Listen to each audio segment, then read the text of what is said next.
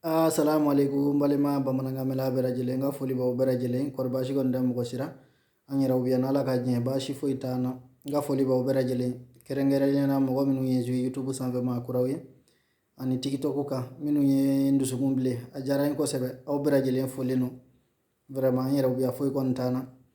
bi mbe fe ka kuma kungurun dore korofo no ye sogo fo chugo di italiana donc sogo b'a fɔ o ma ko carne italiano na ko carne mais ne carne ko i bɛ taa carne san sisan ni ba sogo don i b'a fɔ ko carne di capra ni saga don i b'a fɔ ko carne di pecora ni misi don i b'a fɔ carne di mucca sagaden fana sogo b'a fɔ o ma carne di agnello o ye sagaden donc baden o b'a fɔ o ma ko capretta ou bien capretto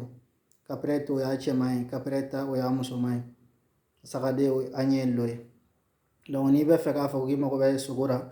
i b'a fɔ ho bisogno di peut-être n'i bɛ fɛ ka 1 kilo ta i b'a fɔ ko 1 kilo di carne a tigi bɛ se k'a fɔ che carne vuoi prendere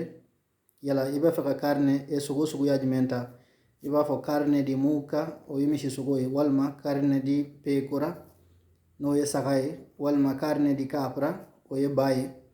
ni sagaden no i b'a fɔ ko carne di agnello ni baden sogo don carne di capretto o ye cɛman ye ni musoman i b'a fɔ capretta